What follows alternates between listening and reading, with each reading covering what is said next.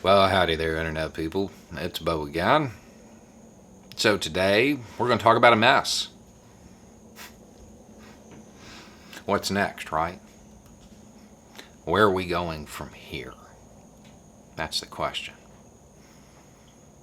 Because it appears that we've entered the back and forth phase of all of this. It's what it looks like. We don't know yet, but that is what it looks like. Just a quick little recap on how we got here.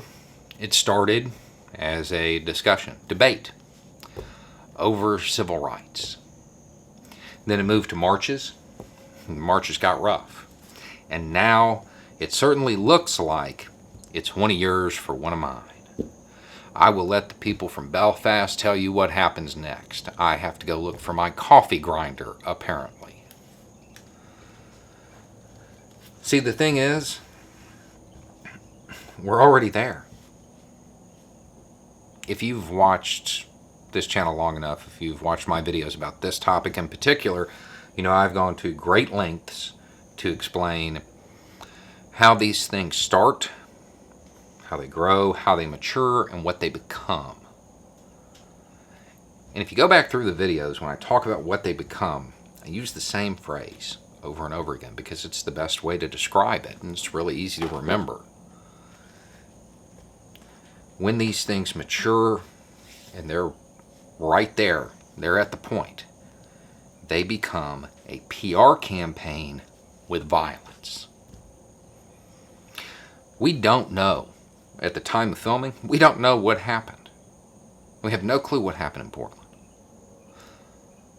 But I know that we're already at that point. Because there was a mix-up in the initial reporting. The initial reporting made it seem like the victim was part of one group. And then as it was clarified, it seemed to suggest he was part of another. If you were on social media at the time, you got to see the rhetoric do a 180. Everybody. If they were saying it was justified, well, suddenly it became unjustified. And vice versa. Because it's no longer about the facts. We still don't know the facts. It's about affiliation. It's about branding. It's about controlling the narrative. It's about managing the public perception of the event. It's a PR campaign with violence. We are there. We're there. And we got here because a whole bunch of people got really rich dividing this country. Playing this game of, I'm going to be sensational, say something just a little bit more extreme than the show that comes on before or after me. That way I'll get the headlines. The problem is, everybody's playing that game.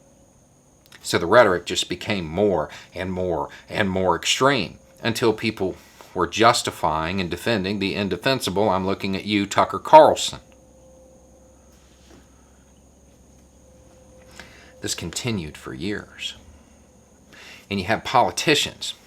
They didn't want to be looked at as soft, so they adopted this absurd rhetoric, painting fellow Americans as the opposition, othering people, creating scapegoats, doing all the things that we see in countries we liberate. You have these politicians waving the American flag while destroying the country it's supposed to represent, tearing it apart with their words. Dividing Americans up so they can shore up their base, because while those pundits care about the money and the ratings, the politicians care about the money and the power. And then, then we got that real far right winger. And everybody just fell in line because nobody wanted to say, whoa, hang on a second. I didn't really mean all that stuff. I was just saying it to get paid. So they all fell in line and they all supported him. And this is the result.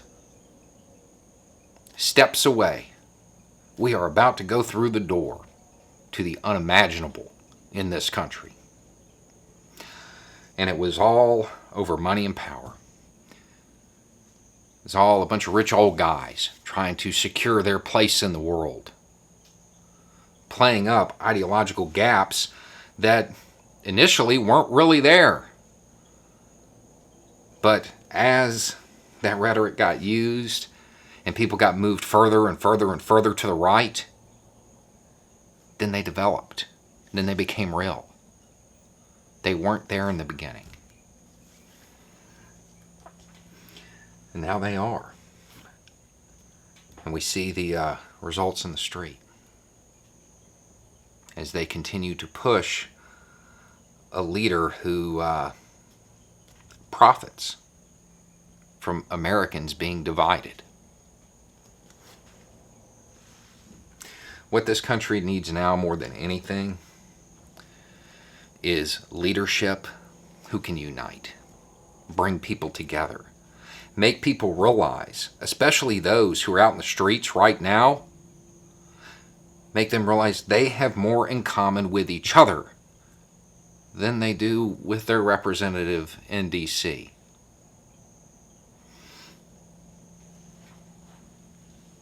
See, if this does spiral out of control, all these people, the people who started it, the people who inspired it, they're going to be nowhere to be found.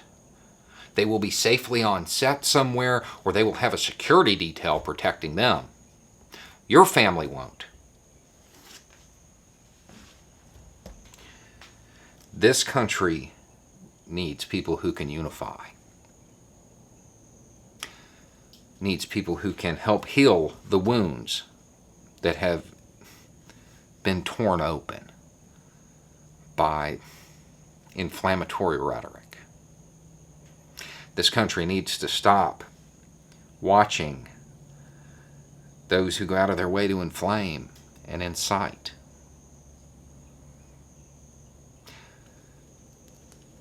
This country is going to be torn apart by people who actually have the motto and the idea in their head that they're saving it.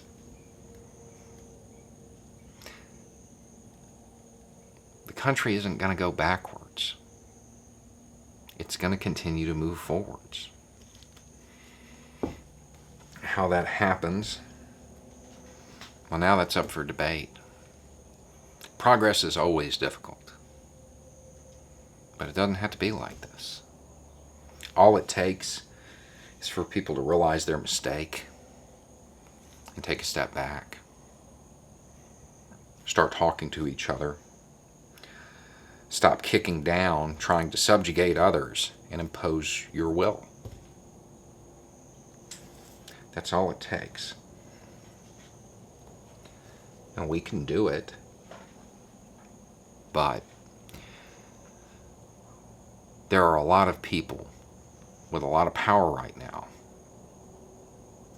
who want anything other than a united country. Because if the country unites, if the country starts talking instead of pointing fingers, instead of arguing, instead of fighting, they know they won't have a job.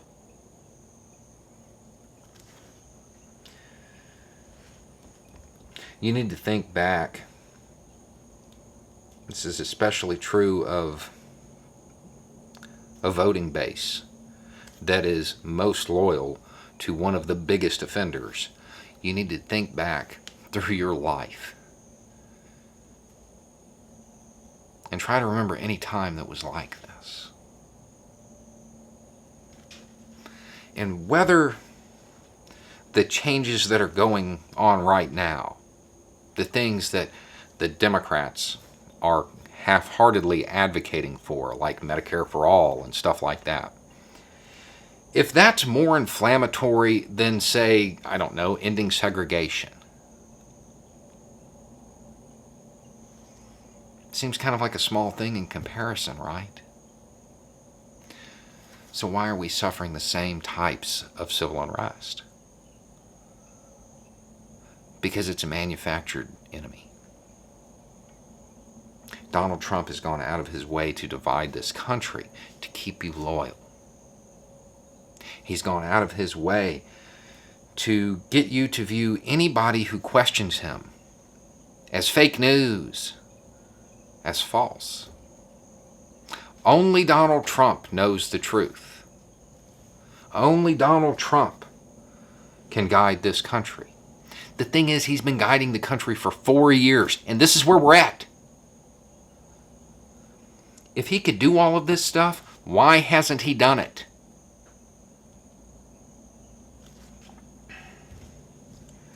This country isn't united, and it's not going to be able to unite under Trump. It will not heal under Trump. It will only get worse.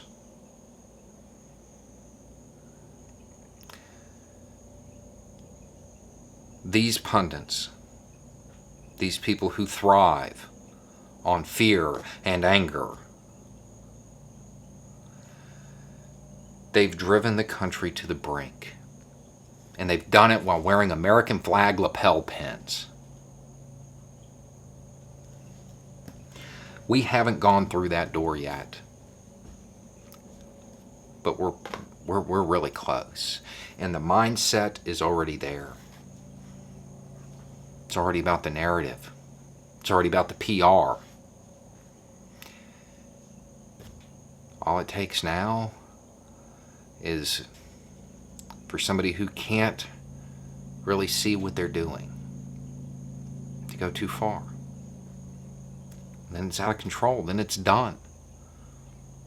And everybody's going through the door, whether you want to or not. The most important thing for this country at this moment in time is to take a step back. Because once this starts, it doesn't stop easily. And we're right there. Anyway, it's just a thought. Y'all have a good day.